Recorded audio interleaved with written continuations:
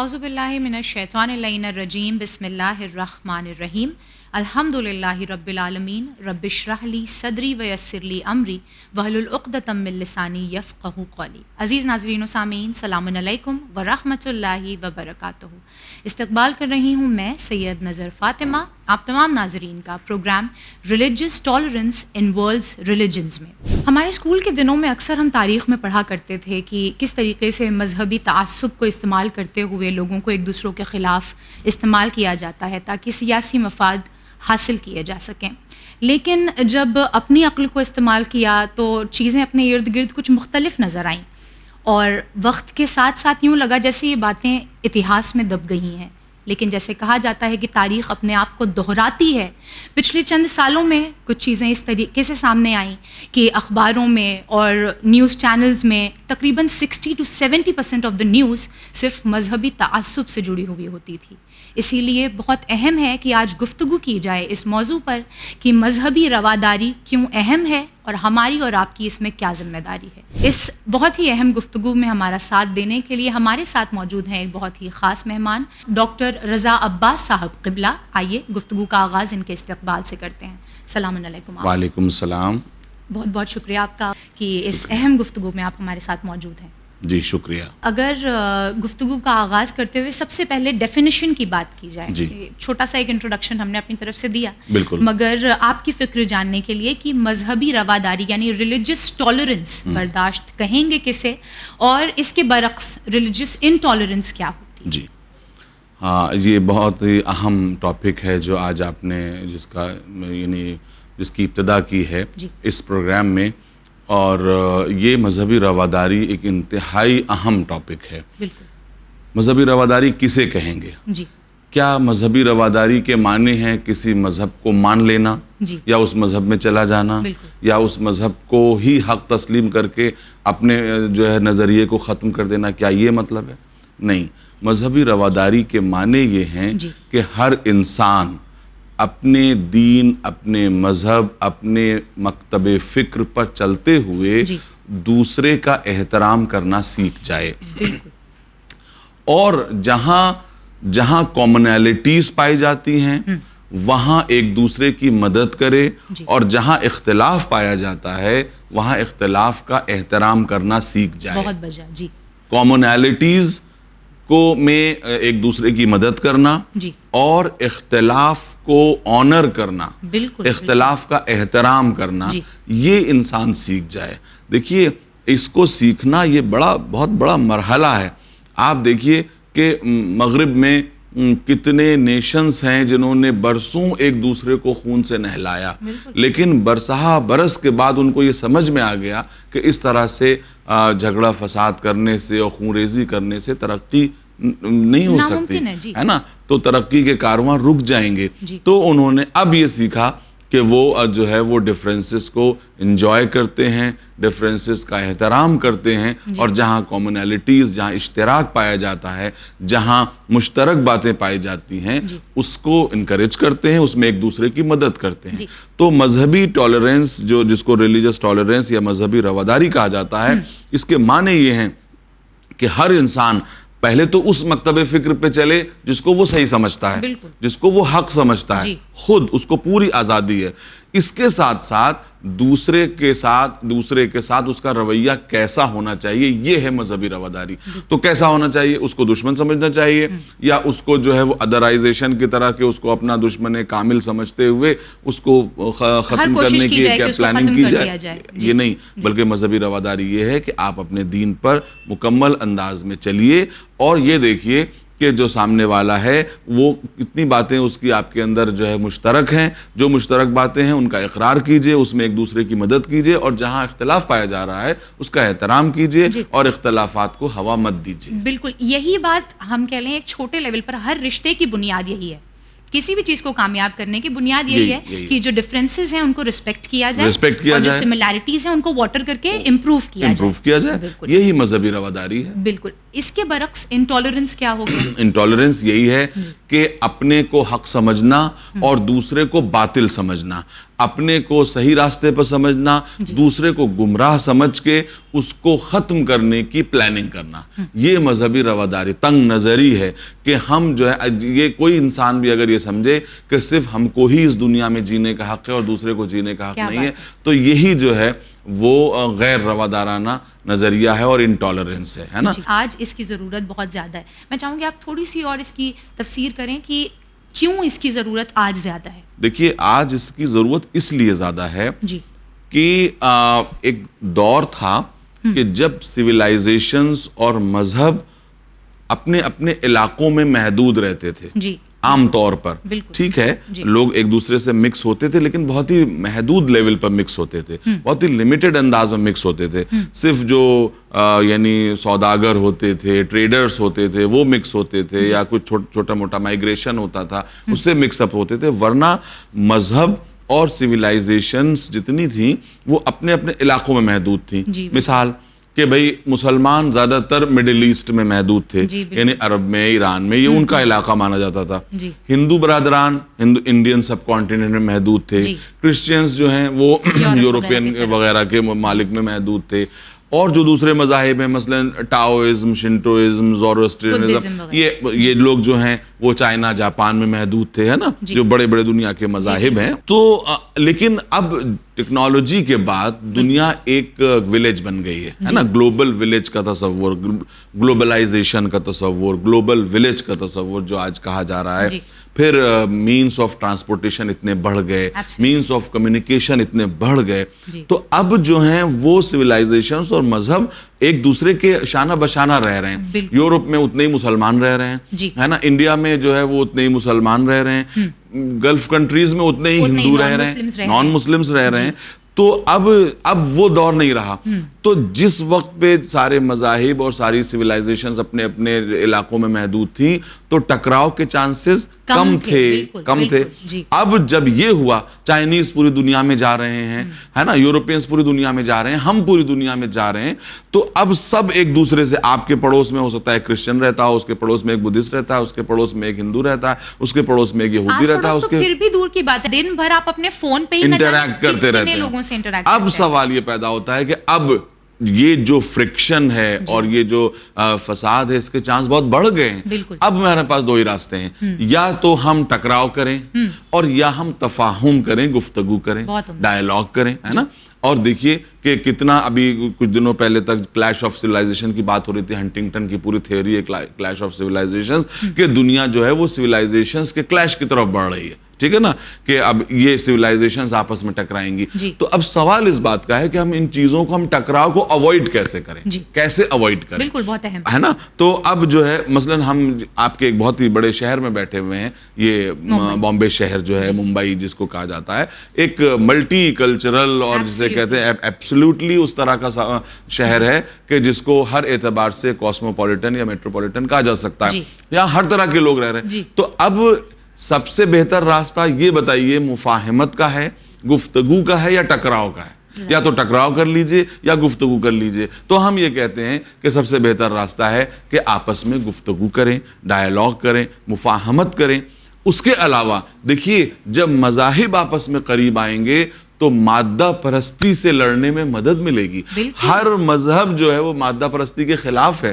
ہر مذہب یہ کہتا ہے، دنیا کا جو چیف کامنالٹی ہے پوری دنیا کے مذاہب میں، سارے دین میں، وہ دنیا کو مادے سے اوپر بھی ایک ریالٹی مانتا ہے. میٹر سے اوپر بھی کوئی ریالٹی مانتا ہے. دنیا کا ہر مذہب، چاہے وہ ہندو دھرم ہو، چاہے وہ اسلام ہو، چاہے وہ یہودیت ہو، چاہے وہ نصرانیت ہو، چاہے وہ بدھ مذہب ہو، چاہے وہ جین مذہب ہو، سب نے مادے کے اوپر حقیقت کو تسلیم کیا ہے.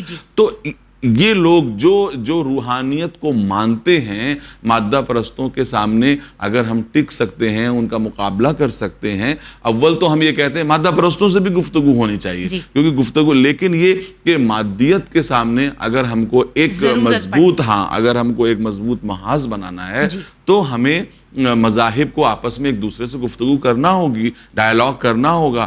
تب ہم جو ہے یہ دنیا کو بتا سکیں گے کہ دین کے ساتھ، دھرم کے ساتھ ایک پیسفل دنیا کا قیام ضروری ہے، ممکن ہے، ہو سکتا ہے، ورنہ تو دنیا ہم پر صرف یہی الزام لگاتی رہے گی کہ مذہب خون بہاتا ہے اور مذہب فساد پھیلاتا ہے، مذہب لڑاتا ہے، مذہب نفرتیں پھیلاتا ہے. جی، اور یہ صرف چند مذاہب پر جو ہے وہ اس کی تہمت نہیں لگی ہوئی ہے، بلکہ آج ہم دیکھتے ہیں کہ بہت زیادہ یہ ایک سوچ بڑھ گئی ہے کہ نہیں، دین جو ہے وہ برائی ہی سکھاتا ہے، لڑنا ہی سکھاتا ہے. اسی لیے بہت اہم ہے کہ ہم ہر مذہب کے اعتبار سے اس پوائنٹ آف ویو کو ڈسکس کریں. بالکل. کہ دنیا کا کون سا مذہب، یا یوں کہہ لیں کہ ہر مذہب کے درمیان ریلیجس ٹالرنس کے اعتبار سے کیا آئیڈیا پایا جاتا ہے. بالکل. دیکھیے، میں آپ کی خدمت میں عرض کروں، جتنا بھی میں نے مذاہب کا مطالعہ کیا ہے، جی، کوئی بھی مذہب یہ پرائما فیسی کسی مذہب میں یہ نہیں کہا گیا ہے کہ تم دوسرے مذہب کو ختم کرو، ڈسریسپیکٹ کرو، ختم کر دو. اور اس پر میں بہت سے مذاہب کی جو ہے وہ ان کے ٹیکسٹ سے بہت سی عبارتیں کوٹ کر سکتا ہوں کہ جس میں یہ بات پائی جاتی ہے نا. یعنی ہم صرف قرآن مجید سے ہی دیکھیں، قرآن مجید میں کہا گیا ہے کہ تم دوسروں کے خداؤں کو برا نہ کہو، اس لیے کہ پلٹ کے پھر وہ تمہارے خدا کو برا کہیں گے. اور یہ کسی بڑے سورہ میں نہیں ہے، یہ ایک چھوٹا سا سورہ جو ہم ہر بچے کو یاد کرواتے ہیں، اس سورہ میں. تو اسی طریقے سے ہر مذہب میں یہ میرا دعویٰ ہے کہ ہر مذہب بنیادی طور پر امن کے لیے دنیا میں آیا ہے. امن کے لیے دنیا میں امن کو پھیلانا چاہتا ہے. لیکن ہوتا کیا ہے، میں آپ کو چھوٹی سی بات بتاتا ہوں کہ جو چیز جتنی قیمتی ہوتی ہے وہ چیز اتنی ہی زیادہ زہر بن سکتی ہے. چھوٹی سی امپیورٹی ملانے سے اتنی بڑی زہر بن جاتی ہے. میں ایک مثال دے دوں کہ دودھ ہے، دودھ کا مزاج یہ ہے کہ وہ کھٹاس کو برداشت نہیں کر سکتا. جی بالکل. ایک بہت بڑے برتن میں دودھ ہو، آپ اس میں چند قطرے نیبو ملا دیں، لیبو نچوڑ دیں، اس کی تاثیر فوراً وہ اس پورے دودھ کو ختم کر دے گا. اور اس کے لیے وہی اصطلاح استعمال کی جاتی ہے کہ دودھ پھٹ جائے گا، ختم ہو جائے گا. تو یہ مذہب جو آیا ہے ادھر سے، ہے نا، جو ادھر سے آیا ہے، جس کی بنیاد پیس ہے، جس کی بنیاد جو ہے وہ امن ہے، جس کی بنیاد بھائی چارہ ہے، جیسے ہی آپ اس میں تعصب کا زہر گھولتے ہیں، جیسے ہی آپ اس میں ایگو ملاتے ہیں، ایگو کی چند قطرے اس کو ایک ستون ہلنے لگتے ہیں، زہر بنا دیتی ہیں. اور بس ایگوئزم. دیکھیے، دین آیا تھا ایگو کو مارنے کے لیے. ہر مذہب نے یہ کہا ہے کہ تمہارا سب سے بڑا دشمن باہر نہیں ہے، تمہارے ساتھ ہے، تمہاری ایگو ہے تمہارا سب سے بڑا دشمن. جو اپنی ایگو پہ کنٹرول کر لے، گویا اس نے جو ہے وہ سب پہ کنٹرول کر لیا. لیکن ہے کیا کہ ایگو کے چند قطرے جو ہیں، نماز پڑھ رہے ہیں مگر ایگو موجود ہے، مگر ایگو ہے. وہ ایگو ہر مذہب میں کہا گیا کہ اپنی ایگو کو ختم کرو، ہے نا. اور وہ ایگو ہی ہے کہ جس کی وجہ سے، ایگو کے آنے کی وجہ سے، انانیت کے آنے کی وجہ سے وہ مذہب جو ہے وہ کسی خاص جھوٹی سپیریورٹی کا شکار ہو کر کے دوسروں کو پس سمجھ کر کے دوسروں کے خلاف سازش کرنے لگتا ہے. اور جیسے ہی یہ تھوڑی سی ایگو جب شامل ہوتی ہے تو مذہب جو امرت تھا وہ زہر بن جاتا ہے. اور پھر وہ جو ہے وہ خاص طرح کے کچھ گروپ تیار ہوتے ہیں، گروہ تیار ہوتے ہیں، جن کو علم سے کوئی تعلق نہیں ہوتا، جس کو اس مذہب کی تعلیمات سے تعلق نہیں ہوتا ہے. ان کو یہ لگتا ہے کہ جھنڈا کرتے ہیں، اور ان کو یہ لگتا ہے کہ یہ سب سے بڑی سروس ہے اس مذہب کی کہ ہم دوسرے مذہب والوں کو پست کریں، ان کو برا بھلا کہیں، ان کو قتل کریں، ان کو غارت کریں، ان کی عزتوں کو پامال کریں. تو ہم بہت بڑے جو ہیں وہ مذہبی کہلائے جائیں گے، کیونکہ ان کو نہیں معلوم کہ ان کو یہ نہیں معلوم کہ قرآن میں کیا لکھا ہے، ان کو یہ نہیں معلوم ویدا میں کیا لکھا ہے، ان کو یہ نہیں معلوم گیتا میں کیا لکھا ہے. ان کو اس سے مطلب نہیں ہے. چند لوگ ان کو اپنے فائدے کے لیے استعمال کرتے ہیں، اور پھر یہ جو ہے لڑائی سفارہ ہو جاتی ہے اور یہ ایک دوسرے کے خلاف لڑنے لگتے ہیں. جی اچھا، یہ مسئلہ آغا آج کا نہیں ہے. یوں کہہ لیں کہ آپ نے جو ریزنز دیے وہ تو بالکل بجا ہیں کہ آج دنیا ایک سمٹ کے چھوٹا سا یوں کہہ لیں کہ ایک ہاتھ میں آ چکی ہے، تو وہ اپنی جگہ ہے. مگر یہ مذہبی تعصب ہمیشہ سے رہا ہے، ہمیشہ سے رہا ہے. جی بالکل رہا ہے. لیکن میں نے عرض کیا کہ اسی حد تک میں نے کہا رہا ہے، لیکن آج وہ بڑھ گیا ہے. کیوں بڑھ گیا ہے؟ بالکل یہی ٹیکنالوجی کی وجہ سے بڑھ گیا ہے. دیکھیے، ہم ہر مذہب کی چھوٹی کیا جو ہے کیا بنیادی طور پر اسلام دنیا میں فساد پھیلانے کے لیے ہے؟ اس نے تو زیادہ تر قرآن کی آیتیں یا ایھا الناس سے مخاطب کی ہیں، اے انسانوں، اے مسلمانوں سے نہیں بالکل، یا ایھا الناس انا خلقناکم من ذکر و انثی، ہم نے تمہیں ایک مرد اور ایک عورت سے پیدا کیا ہے نا، ایک مرد اور ایک عورت سے پیدا کیا، اور پھر تم کو وجعلناکم شعوبا و قبائل لتعارفوا، الگ الگ ڈفرنٹ کلان نیشنز میں بانٹ دیا تاکہ تم ایک دوسرے کو پہچانو، آئیڈینٹیفیکیشن کے لیے، for the sake of identification ہم نے تمہیں ڈیوائڈ کیا. اور اللہ کے نزدیک کون؟ انا اکرمکم عند اللہ اتقاکم، تم میں سے بہتر وہ، یعنی اللہ کے نزدیک وہ ہے کہ جو ہے وہ پرہیزگار ہے، تقوی رکھنے والا ہے نا. کیا آپ کو لگتا ہے کہ ہندو مذہب جو، یعنی اگر آپ اس کے ٹیکسٹ کو دیکھیں تو وہ کتنا پیارا مذہب ہے؟ کیا اس میں یہ کہا گیا ہے کہ تم دوسرے مذہب والوں کو ختم کرو اور قتل کرو اور ان کی اپنی سپیریورٹی اور ان کی انفیریورٹی کا اعلان کرو اور یہ کہو کہ تم جینے کے لائق نہیں ہو؟ تمہارے علاوہ کسی کو جینے کا حق نہیں ہے؟ کیا کسی وید، اپنشد، پران، گیتا، مہابھارت، رامائن، کسی سے یہ جملہ دکھایا جا سکتا ہے؟ بدھزم جو یہ کہتا ہے کہ تم ایک مچھر کو مارنے کا بھی حق نہیں ہے، وہ کیسے یہ تعلیم دے سکتا ہے کہ تم جو ہے وہ انسانوں کا خون بہاؤ؟ کیا ایسا ہو سکتا ہے؟ جین مذہب کے جہاں پر جو ہے وہ یہ کہا گیا ہے کہ تم جو ہے وہ سانس بھی اتنے احتیاط سے لو کہ کوئی لیونگ مائکروب تمہارے ساتھ جو ہے وہ اندر نہ چلے جائے اور اس کو نقصان ہو جائے، یعنی یہ جو ہے وہ بدھسٹ مذہب کی تعلیم ہے. کرسچینٹی جس کی تعلیم یہ ہے کہ اگر کوئی تمہارے دائنے ہاتھ پہ گال پہ تماچا مارے تو بایاں گال بھی سامنے کر دو، ہے نا. یہ بہرحال اور بہت سی تعلیمات ہیں، جیسس کرائسٹ کی کتنی بھی چیزیں. تو یہ جو مذہب تھے، یہ بتائیے ان مذاہب نے دوسروں کا خون کیوں بہایا؟ کیا بات ہے؟ کیوں بہایا؟ میں کسی کی جو ہے اس میں تفریق نہیں کر رہا ہوں اور کوئی ایکسیپشنز کے ساتھ نہیں کہہ رہا ہوں. مسلمانوں نے بھی خون بہایا، ہندوؤں نے بھی خون بہایا، کرسچنز نے بھی خون بہایا، بدھسٹ نے بھی خون بہایا. کیوں بہایا؟ اس لیے بہایا کہ اپنی بنیادی تعلیمات کو بھول گئے اور ایگو تمہارے اندر آ گئی، جس کی وجہ سے خون بہایا. جی بے شک، بلا شبہ. تو آغا اگر ہم دیگر ادیان کو اس وقت چھوڑ دیں اور گفتگو ہم اسلام کے اعتبار سے کریں، تو حضرت محمد صلی اللہ علیہ وآلہ وسلم جنہوں نے ہر پیغام، یہاں تک کہ کوئی حجت اپنی طرف سے نہیں چھوڑی، تو پھر کیسے ممکن تھا کہ وہ اس موضوع کو چھوڑ دیتے؟ انہوں نے اپنی جانب سے، اپنی طرف سے اس مذہبی رواداری کے لیے کیا کچھ کیا تھا اور کیا کچھ لوگوں سے کہا تھا کہ وہ اپنی طرف سے کرتے رہیں؟ بالکل. ہم جو ہے جب بھی ایسی بات کریں گے تو ظاہر ہے کہ بات اسلام کی بات ہوگی تو حضور ختمی مرتبت سے ہی شروع ہوگی، کیونکہ وہ پروفٹ آف اسلام ہے. کوئی ان کی زندگی، ان کی سیرت سے کوئی واقعہ ایسا نہیں دکھایا جا سکتا کہ جہاں پر غیر مذہب کے اوپر انہوں نے کوئی ظلم و تشدد اس بنیاد پر کیا ہو کہ یہ ہم سے پست ہے اور ہم بلند ہیں لہٰذا ہم ان کے اوپر ظلم و تشدد کرتے ہیں. بلکہ ہم یہ دیکھتے ہیں کہ پیغمبر نے ہر جگہ ڈائیلاگ کا راستہ اپنایا، یہ راستہ اپنایا کہ افہام و تفہیم سے بات جو ہے وہ شروع ہو جائے.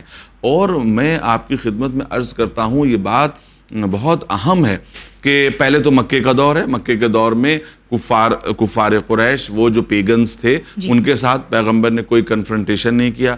کوئی یہ کہہ سکتا ہے کہ کنفرنٹیشن اس لیے نہیں کیا کہ آپ کے پاس پاور نہیں تھی. جب پروفٹ مکے سے مدینے آئے تو سب سے پہلے آپ یہ دیکھیے کہ ایک ریٹن ڈاکیومنٹ سائن کیا جس کو میثاق مدینہ کہا جاتا ہے. یہ کس کے ساتھ سائن کیا؟ جیوز کے ساتھ، کفار کے ساتھ، جیوز کے ساتھ، کفار کے ساتھ یہ ریٹن ڈاکیومنٹ سائن کیا، جس میں آپ یہ سمجھ لیجئے کہ ریلیجس ٹالرنس کے سارے بیج چھپے ہوئے ہیں. کہ پیغمبر نے اس میں یہی کہا کہ بھئی ہم بھی یہاں پہ رہیں گے، پیسفل کو ایگزسٹنس ہونا چاہیے کہ تم بھی یہاں رہتے ہو، ہم بھی یہاں رہیں گے، نہ ہم ایک دوسرے کی پیس کو ڈسٹرب کریں گے، نہ ایک دوسرے کے معاملات کو ڈسٹرب کریں گے، بلکہ اس میں یہ ہے کہ اگر تم پر کوئی حملہ ہوگا تو ہم تمہاری مدد کریں گے، ہم پر کوئی حملہ ہوگا تو تم ہماری مدد کرنا. نہ ہم کسی کو زبردستی مسلمان بنانے کی کوشش کریں گے، نہ تم کسی کو زبردستی کرسچین یا جیو بنانے کی کوشش کرنا. ہاں اگر کوئی اپنی مرضی سے بننا چاہے تو ہمیں کوئی اعتراض نہیں ہوگا. ٹھیک ہے نا. پھر پروفٹ نے جیوز سے جتنے جو ہے وہ عہد و پیمان کیے اس کو ہمیشہ نبھایا. لیکن یہ ایک تاریخی حقیقت ہے کہ جیوز نے کئی مقامات پر دھوکہ دیا اور اس جو ہے اس جو معاہدہ تھا، اس ٹریٹی تھی جو معاہدہ تھا، اس کو لاج نہیں رکھی اور اس کو ختم کیا. خاص طور پہ جنگ خندق کے موقع پر ان لوگوں نے یہ کیا. بہرحال اور اس کے بعد آپ دیکھیے کہ ہمیں ایک واقعہ بہت اہم ملتا ہے جو یہاں پر بتانا شاید میرے لیے بہت زیادہ ضروری ہوگا کہ آپ نے مباہلے کا واقعہ سنا ہوگا. مباہلہ کیا ہے؟ واقع مباہلہ یہ ہے کہ پیغمبر نے نصارہ نجران کو خطوط لکھے تھے. بہت سی جگہوں پہ خطوط لکھے, بالکل تبلیغ کا جو راستہ ہے کہ بھئی خود سے ایک پیسفل جو ہے وہ میتھڈ ہے یہ کہ آپ نے خطوط لکھے. تو نصارہ نجران کا ایک گروہ, پادریوں کا ایک گروہ, فادرز کا ایک گروہ جو ہے وہ یہ چیک کرنے کے لیے کہ دیکھیں یہ نبی برحق ہے یا نہیں, پیغمبر کی خدمت میں آئے. اور لیکن یہ کہ وہ راہب تھے, موناسٹکس تھے, لیکن یہ سوچ کے آ رہے تھے کہ وہ کسی بادشاہ کی خدمت میں جا رہے ہیں, تو وہ بڑے مطلب یہ کہ ویسے قبائیں رنگین اور جس میں سونے چاندی کے تار پڑے ہوئے تھے وہ کر کے آئے, اور جب انہوں نے سلام کیا تو پیغمبر نے منہ پھیر لیا. تو اب کسی کو یہ نہیں معلوم کہ پیغمبر نے منہ کیوں پھیرا. بہرحال ان کو بتایا گیا کہ ایک دروازہ ہے کہ جہاں پر آپ کو معلوم ہو جائے گا کہ پیغمبر نے منہ کیوں پھیر لیا. گئے اس دروازے سے, جب دق الباب کیا اور وہاں سے کون برآمد ہوا؟ امیر المومنین حضرت علی علیہ السلام. انہوں نے کہا کہ بھئی ہم نے تو سلام کیا, آپ کے نبی نے جواب نہیں دیا. مولا نے فرمایا کہ کیا تم اس طرح سے گئے تھے؟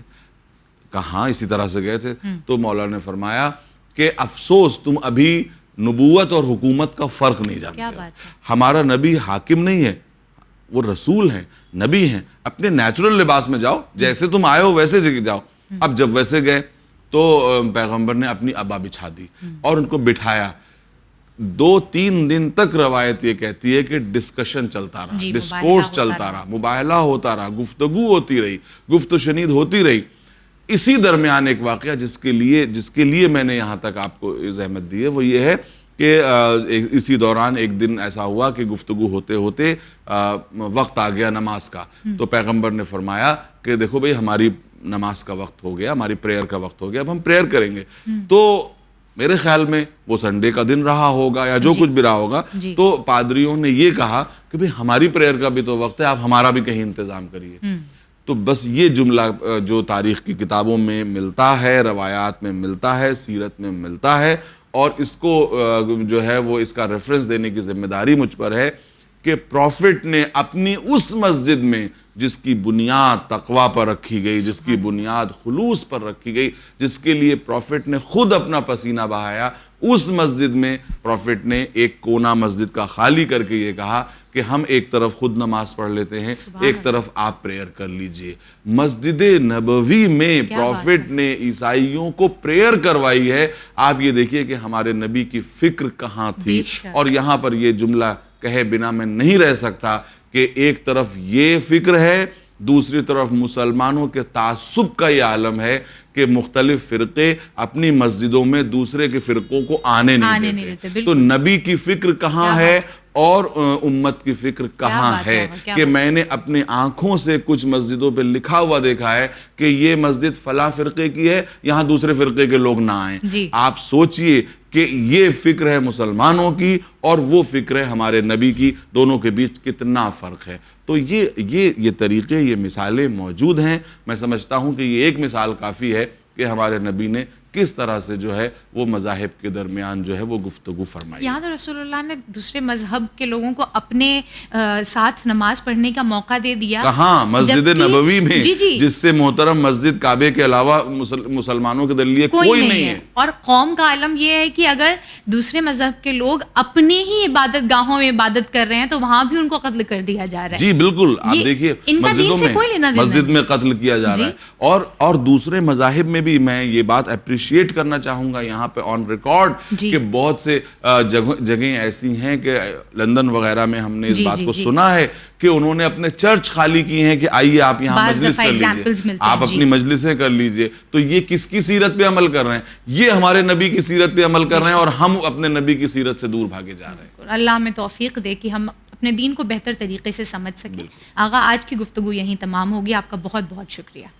عزیزان محترم, یہ تھا ہمارا آج کا پہلا ایپیسوڈ ریلیجس ٹالرنس ان ورلڈز ریلیجنز کے اعتبار سے, جہاں ہم نے کوشش یہ کی کہ ہم سمجھیں اور سمجھنے کی کوشش کریں کہ نہ صرف اسلام بلکہ دنیا کا ہر دین مذہبی رواداری کو ہوا دیتا ہے اور پوری کوشش کرتا ہے کہ معاشرہ اسی طریقے سے خوشحالی کے ساتھ چلے اور کہیں بھی تعصب کے کوئی بیج نظر نہ آئے. مگر اگر کہیں بھی تعصب نظر آتا ہے تو ضروری یہ ہو جاتا ہے کہ ہم اس وقت اس بات پر غور کریں کہ اس کا دین سے نہیں بلکہ انسان کی انا اور انسان کے ایگو سے تال میل بیٹھا ہوا ہے. اسی کے ساتھ انشاءاللہ دوبارہ حاضر خدمت ہوں گے اس سیریز کا اگلا ایپیسوڈ لے کر. آپ لوگوں کا بہت بہت شکریہ. بنے رہیے چینل ون کے ساتھ. فی امان اللہ.